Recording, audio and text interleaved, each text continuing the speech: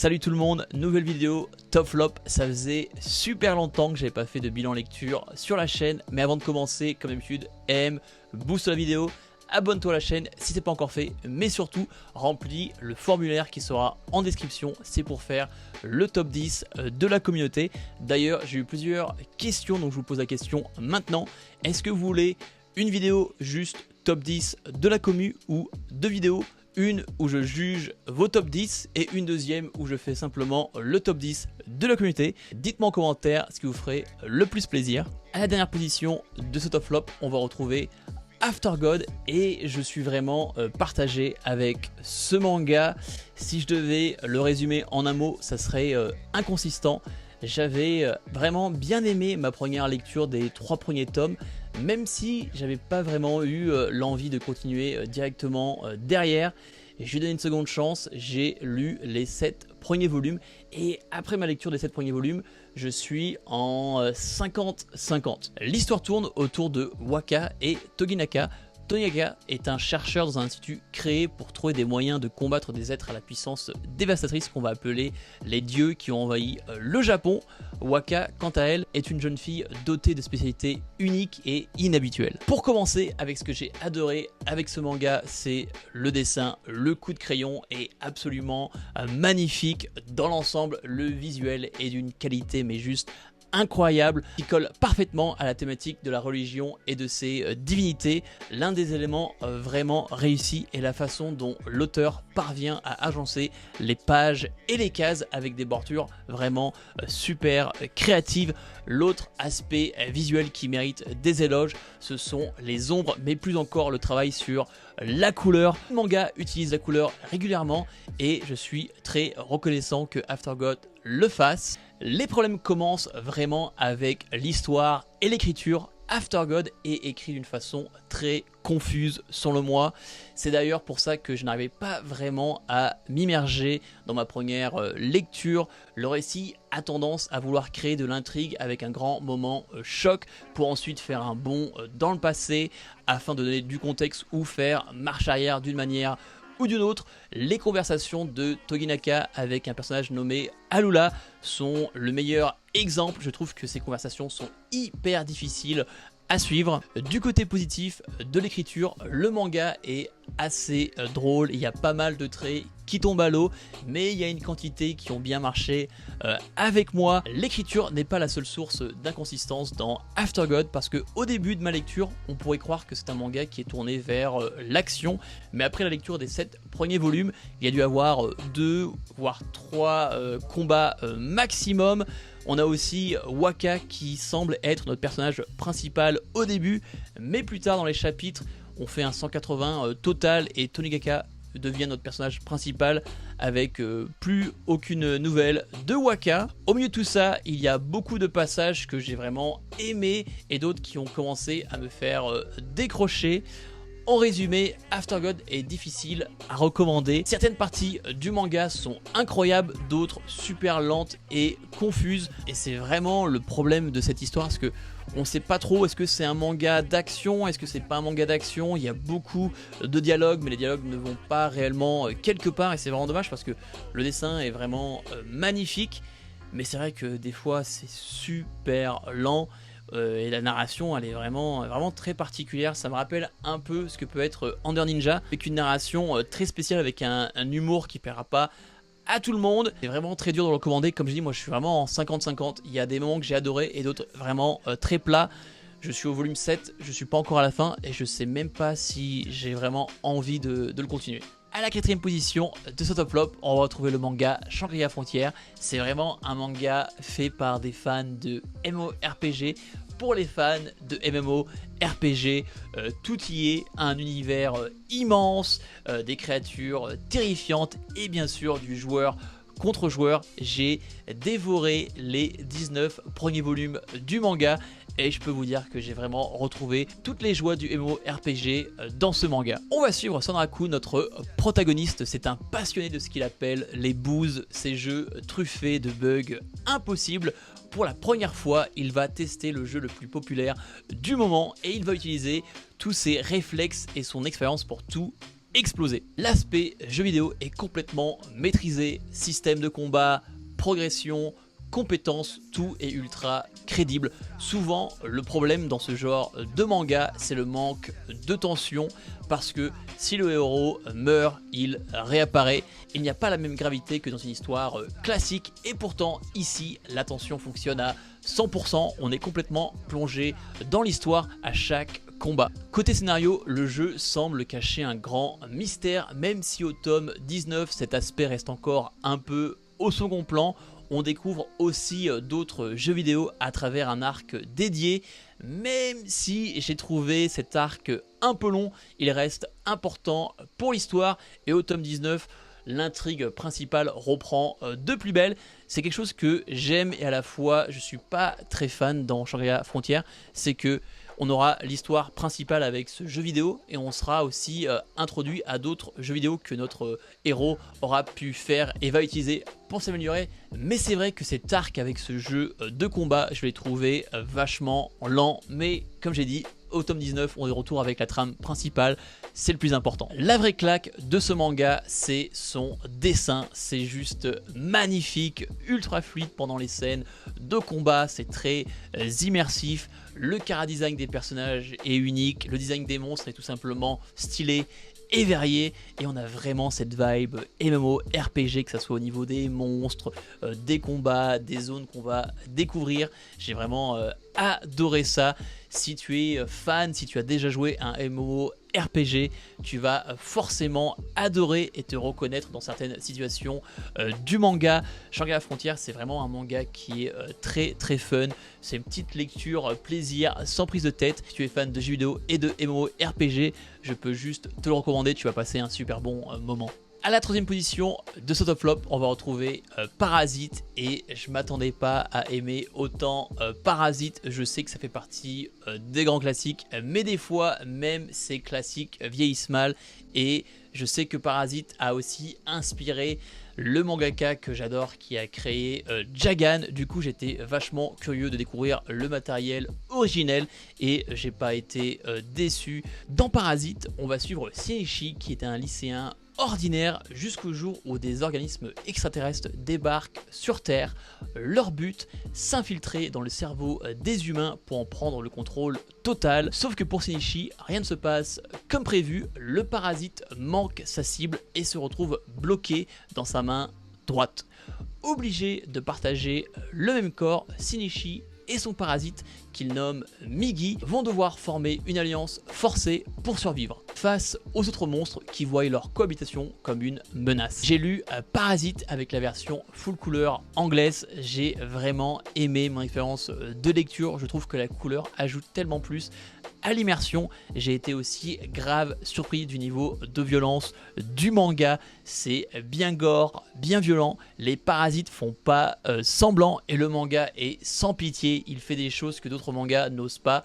J'ai adoré la tension et le côté cruel des parasites. Le point fort du manga, c'est vraiment la relation entre Shinichi et Migi, comment ils vont apprendre à cohabiter et comment leurs personnalités vont changer l'un et l'autre. Il y a vraiment une évolution de ces deux personnages et leur vision du monde. Le manga a aussi un gros message sur l'écologie, et que même si dans le manga les parasites sont censés être les méchants, on essaye de te faire comprendre que l'être humain peut être aussi un parasite qui pollue, qui va tuer d'autres espèces sans réellement se poser de questions. Et j'ai vraiment adoré ce message sur qui est réellement le vrai parasite dans l'histoire. J'ai aimé cet aspect de comparaison entre les humains qui se nourrissent d'autres espèces sans que ça pose de problème, et que les parasites font la même chose avec les humains, et là c'est un problème. J'ai adoré Migi qui a ce petit côté de elle dans Death Note, un personnage super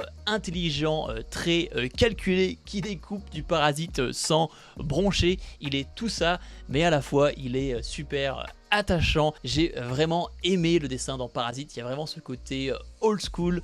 Le design des parasites et de leur transformation est vraiment cool et à la fois tellement gore par moment. Le design des visages aussi est vraiment très réussi. Je trouve que l'histoire elle est vraiment très bien. Elle dure pas 30 ans, c'est franchement T'as le début, t'as la fin, il n'y a aucun rallongement. J'ai vraiment passé un super bon moment. Ce que j'ai moins aimé au final, c'est son fil rouge que j'ai trouvé assez faible. On n'a aucune explication de d'où viennent les parasites. Le fil rouge est en fait une simple coïncidence d'une rencontre et que la fin soit une fin ouverte sans réel effet sur le monde. Ça laisse un peu sur sa fin. Mais si on met ça de côté, j'ai quand même passé un super moment. J'ai adoré Parasite, le découvrir en plus avec cette version full couleur, c'était juste incroyable.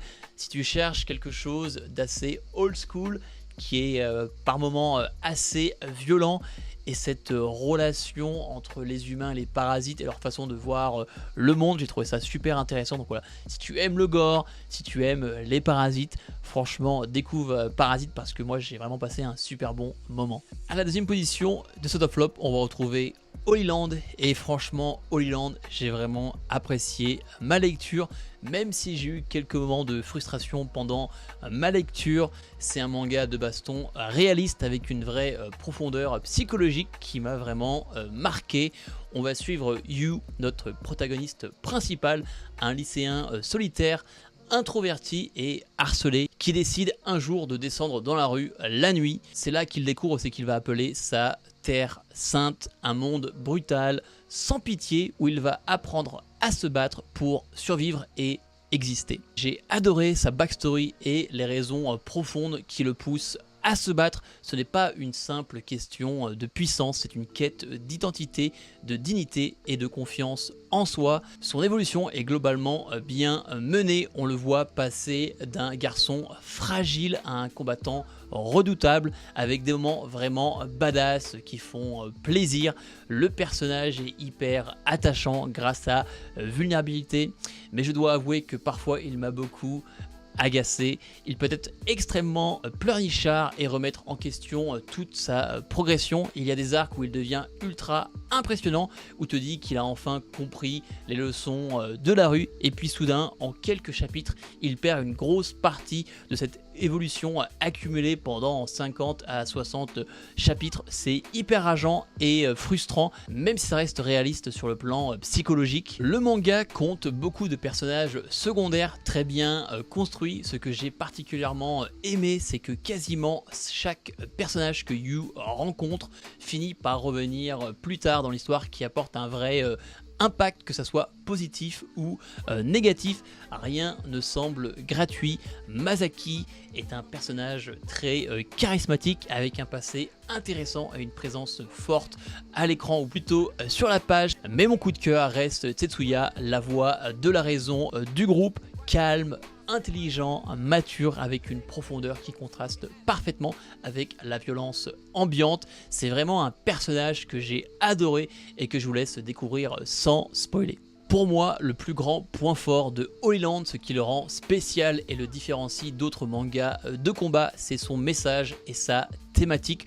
On parle de jeunes perdus dans leur vie, qui manquent cruellement de confiance en eux, qui se sentent seuls et invisibles. La rue devient pour eux cette terre sainte, un endroit où ils peuvent enfin essayer de changer, de devenir quelqu'un, de prouver leur valeur. Chacun a ses propres raisons: traumatisme, harcèlement, vide familial, dépression. La violence devient souvent leur seul langage, leur seul moyen de se sentir vivant et respecté. Le manga aborde avec sincérité des sujets lourds comme le suicide, la perte d'identité, la solitude extrême, mais aussi la rédemption, l'importance de l'amitié et le fait de trouver sa place dans le monde. C'est un vrai manga de baston avec du fond, et c'est là sa vraie différence. Côté combat, ils sont plutôt sympas et assez réalistes dans leurs approches. On sent que l'auteur a fait des recherches sur les arts martiaux et les techniques de rue. Cependant, le dessin reste correct sans être exceptionnel si on le compare à des mastodontes comme Vagabond ou encore Kengen, Ashwar ou même Baki. Holy Land est clairement en dessous au niveau de la fluidité et de la beauté des planches. Les combats sont plus basiques et moins spectaculaires visuellement. Le plus gros défaut du manga, ce sont ses explications ultra détaillées. L'auteur adore faire des doubles pages entières de texte pour décortiquer une technique, un état d'esprit, une stratégie ou la psychologie d'un combat. Parfois j'ai trouvé ça enrichissant et instructif, surtout si on s'intéresse aux arts martiaux, mais à d'autres moments ça devient vraiment verbeux et ça casse complètement le rythme. J'avais l'impression de lire les chapitres les plus bavards de Hunter x Hunter. Ça peut vite devenir relou sur une lecture d'une traite. Autre petit reproche, c'est le schéma du nouveau combattant avec une nouvelle discipline qui arrive à chaque fois comme le méchant de la semaine. Au début c'est cool parce qu'on découvre de nouvelles approches au combat, mais ça finit par devenir un peu répétitif et prévisible. Malgré tout ça, j'ai globalement aimé la fin. On obtient une conclusion assez satisfaisante pour plusieurs personnages importants avec une belle boucle sur leur arc respectif. Par contre, il y en a un en particulier dont la résolution m'a laissé un peu perplexe après tout le développement qu'il avait eu. Je n'ai pas vraiment compris où l'auteur voulait en venir, ça m'a laissé un petit goût d'inachevé. En résumé, Holy Land, c'est un manga imparfait mais sincère et touchant. Si tu cherches une histoire de combat réaliste avec une vraie réflexion sur la solitude, la confiance en soi et la violence chez les jeunes, je te le recommande chaudement. Ce n'est pas le plus beau ni le plus fluide, mais il a une âme et des thèmes qui restent en tête longtemps après avoir tourné la dernière page. J'ai vraiment apprécié ma lecture même s'il a quelques défauts. À la première position de ce top flop, on va retrouver Soul Eater. Est-ce qu'il vous est déjà arrivé de passer à côté complètement d'un manga incroyable à cause d'un mauvais premier contact? Et bah c'est exactement ce qui m'est arrivé avec Soul Eater. La première fois que j'ai ouvert ce manga, j'ai lu les 5 premiers tomes et j'ai abandonné. Je trouvais que le fan service était ultra lourd, le ton beaucoup trop enfantin, l'humour aussi était vraiment pas ouf, j'arrivais pas à m'attacher aux personnages et à cet univers. Pour moi c'était un shonen de seconde zone un peu surcoté, et pourtant j'ai décidé de lui donner une seconde chance. Je ne sais pas vraiment pourquoi, mais je me suis replongé dedans et là franchement la claque.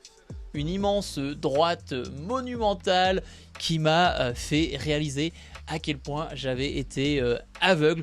Aujourd'hui, on va décortiquer ensemble Soul Eater de Okubo. On va voir comment cette œuvre qui commence comme une comédie un peu gamine se transforme en l'une des fresques psychologiques et visuelles les plus marquantes des années 2000. Installez-vous confortablement, on part pour Shibuzen. Pour bien comprendre de quoi on parle, pour ceux qui n'ont jamais lu le manga ou ceux qui ont besoin d'un petit rappel, l'histoire se déroule à Death City, une ville perdue dans le désert du Nevada qui abrite Shibuzen, l'école des formations des faucheurs d'âmes. Cette académie est dirigée par le dieu de la mort en personne, Shinigami-sama. Le concept du monde est brillant. Il existe 2 types d'humains extraordinaires, les meisters, les manieurs, et les armes démoniaques des êtres humains capables de transformer leur corps en armes de destruction, faux, pistolets, épées, shuriken.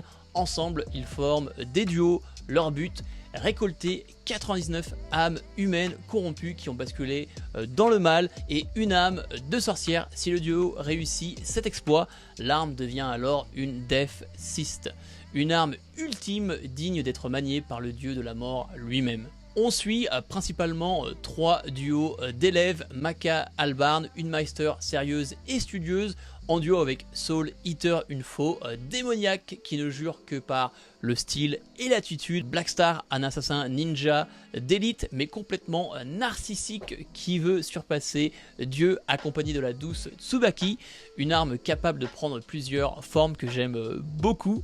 Et enfin Death the Kid, le fils du dieu de la mort, un génie du combat mais complètement handicapé par un trouble obsessionnel compulsif lié à la symétrie parfaite. Il fait équipe avec les sœurs Liz et Patty Thompson, 2 pistolets. Mais ce qui commence comme une simple chasse aux âmes va vite déraper. Une menace tapie dans l'ombre s'apprête à se réveiller, le Kenshin Asura, le grand dévoreur, une entité surpuissante qui menace de plonger le monde entier dans une folie destructrice et irréversible. Parlons maintenant du plus gros point fort du manga, le truc qui te saute à la figure dès que tu tournes la première page, c'est le dessin. Le style d'Atsushi Okubo est une pure anomalie dans le paysage du shonen et c'est vraiment un pur compliment. C'est un mélange parfait entre l'esthétique gothique d'un film de Tim Burton façon l'étrange Noël de Monsieur Jack et la culture urbaine, skate et punk des années 2000. L'univers a une identité visuelle unique qui marque l'esprit au fer rouge. Regardez le design de Death City, l'architecture, ces éléments de décor cultes, le soleil et la lune qui ont des visages anthropomorphes, qui saignent ou qui ricanent d'un air sadique selon l'ambiance du chapitre. C'est du génie visuel et que dire du chara-design. Chaque personnage a une silhouette, un style vestimentaire et une attitude unique. On peut penser au look androgyne et torturé de Krona ou de Syd Barrett, ce professeur zombie au look incroyable avec son masque d'animal mélangé de ninja et de renard qui apporte une vibe punk, underground au début du manga. Le design des sorcières ou que ça soit des monstres, tous transpirent le style. Je vous ne cache pas qu'après avoir fini le dernier tome, j'ai eu vraiment un moment de doute pour pas m'acheter le artbook de Okubo parce que j'ai trouvé que c'était juste mais vraiment incroyable son style, que ce soit au niveau des designs ou encore de l'ombre. J'ai vraiment adoré. Là où Soul Eater passe du statut de bon shonen à celui de chef-d'œuvre sous-estimé, c'est dans le traitement de ses thèmes et principalement celui de la folie. Dans la plupart des mangas, le mal est juste une force brute, un méchant qui veut détruire le monde parce qu'il est méchant. Mais dans Soul Eater, le grand antagoniste, c'est une maladie mentale collective. La folie est présente comme une infection invisible qui sommeille en chacun de nous. Elle amplifie tes peurs, tes obsessions, tes insécurités. Ce que j'ai trouvé absolument brillant, c'est la dualité et le concept de discipline. La folie n'est pas juste un truc de méchant, c'est aussi une source de puissance brute pour nos héros. Tout l'enjeu pour les Meisters va être d'apprendre à canaliser cette noirceur, à flirter avec la démence sans jamais franchir le point de non-retour. C'est pour ça que la deuxième partie du manga est si excellente. L'histoire opère un virage à 180 degrés. On quitte l'ambiance un peu potache de l'école pour entrer dans un récit beaucoup plus adulte, sombre, psychologique et viscéral. On ressent la tension, l'angoisse des personnages qui sentent leur esprit vaciller. Puisqu'on parle de folie, il faut qu'on parle des personnages et de l'évolution la plus marquante de toute l'œuvre. Krona ou Chroma est l'incarnation pure du traumatisme et de la maltraitance. Élevée par la sorcière Médusa, injectée du sang noir, Krona est un personnage brisé, incapable de gérer les interactions sociales, terrifié par le monde extérieur, répétant en boucle qu'il ne sait pas comment interagir avec les autres. Son évolution tout au long du manga est une merveille d'écriture. On passe de la pitié à l'effroi, puis à l'empathie la plus totale. Sa relation fusionnelle et toxique avec Ragnarok, l'épée incrustée dans son corps, et son amitié salvatrice avec Maka montre une sensibilité qu'on voit rarement dans un shonen d'action. Krona vole littéralement la vedette à beaucoup d'autres personnages tant sa trajectoire est poignante et imprévisible. J'ai vraiment adoré ce personnage. Un bon shonen d'action doit avoir un bon système de combat et là encore Soul Eater fait mouche avec le concept de la résonance des âmes. Les combats ne se gagnent pas juste parce que un personnage tape plus fort ou parce qu'il a le pouvoir de l'amitié. Non, les combats se gagnent si la longueur d'onde de l'âme du Meister et de l'arme sont parfaitement synchronisées. C'est une fusion psychologique et spirituelle. Cela offre une variété de combats incroyables. Selon que le Meister manie une faux, des pistolets, un sniper ou des shurikens, la chorégraphie change du tout au tout. Et si la première partie pose les bases, encore une fois la deuxième partie qui livre les meilleures pépites. Je retiens notamment les affrontements dantesques en Russie, dans le froid et la noirceur qui installe une ambiance lourde. Et bien sûr, comment faire cette vidéo sans mentionner Mifune, ce samouraï légendaire, garde du corps de la petite Angela, qui se bat en utilisant des centaines d'épées plantées dans le sol pour créer des barrières et des angles d'attaque improbables. Les duels contre Blackstar font partie des sommets d'action du manga. C'est dynamique, c'est tendu, c'est magnifiquement bien découpé. C'est vraiment une pure régalade. Mais comme je veux que cette revue soit la plus honnête possible, on doit parler des trucs qui fâchent. Parce que oui, le manga a des défauts et ce sont ces défauts qui m'avaient fait abandonner la première fois. Premièrement, le démarrage de la série est vraiment difficile. Les premiers tomes souffrent d'un fan service ultra lourd et daté, notamment autour des personnages de Blair, la sorcière chat, qui n'apporte absolument rien à l'intrigue et casse l'ambiance. On sent qu'au début, Okubo tâtonnait, il ne savait pas trop ce qu'il voulait, faire un manga humoristique et un peu ecchi pour ados ou un récit d'action sombre. Ce décalage de ton peut faire fuir plus d'un lecteur et moi le premier. Deuxièmement, le rythme et la gestion des combats. Certains arcs au milieu tirent un peu en longueur et donnent une sensation de creux. A l'inverse, j'ai été super frustré par la rapidité de certains affrontements. Tu attends une confrontation au sommet pendant plusieurs chapitres et le combat se règle parfois en quelques pages. C'est tellement frustrant, ça manque de ces immenses combats d'anthologie qui s'étalent sur un tome entier et qui te laisse complètement en sueur. Ensuite, parlons de la gestion du casting. J'ai une énorme frustration concernant Shinigami-sama, le dieu de la mort. C'est le boss de Shibugen, une entité divine surpuissante, et j'ai trouvé qu'il restait beaucoup trop en retrait. On ne le voit pas assez à l'œuvre. Ses interventions sont trop rares et pour un personnage aussi central, on reste sur notre fin. Enfin, je vais peut-être me faire des ennemis, mais je dois parler de Maka, c'est l'héroïne principale.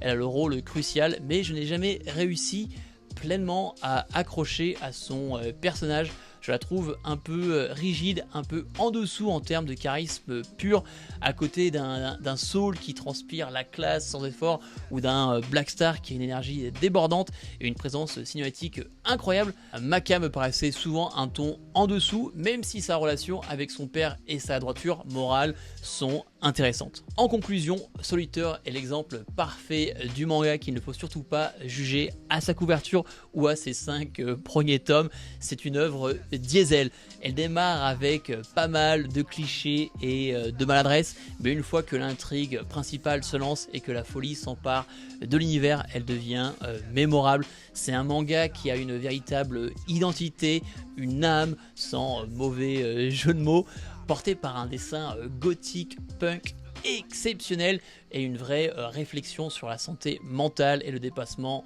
de soi. Si vous faites partie de ceux qui ont lâché au début, ou si vous n'avez vu que l'animé de 2008 si je me trompe, qui avait inventé une fin totalement différente et ratée par rapport au manga, faites-vous une faveur, achetez les tomes, lisez-les et donnez une seconde chance à Soul Eater et à Shibugen, vous ne le regretterez pas. Franchement, voilà, moi j'avais lu les 5 premiers tomes, j'avais pas accroché, je lui ai donné une seconde chance et franchement j'ai adoré, juste pour son style graphique et son univers. Il faut au moins lire Soul Eater une fois. Le début est compliqué, mais une fois que c'est lancé, ça devient très très noir et j'ai vraiment adoré la fin. Et Chroma reste un de mes personnages préférés et qu'est-ce qu'ils sont bons les combats sur la fin, franchement foncez, allez donner une deuxième chance à Soul Eater, c'est vraiment un pur régal. Sur ce, c'est la fin de cette vidéo. Comme d'habitude, aime la vidéo, booste-la, mets-moi un commentaire, qu'est-ce que tu as pensé de cette revue. Encore une fois, n'oublie pas de compléter le formulaire qui est en description parce que voilà, j'ai envie de faire cette vidéo top. Dites-moi aussi, est-ce que vous voulez 2 vidéos, une où je juge vos top 10 et une où je fais le top 10, ou si vous voulez simplement juste le top 10. Dites-moi tout ça en commentaire. C'était Erdaxel, on se voit dans la prochaine vidéo. Peace.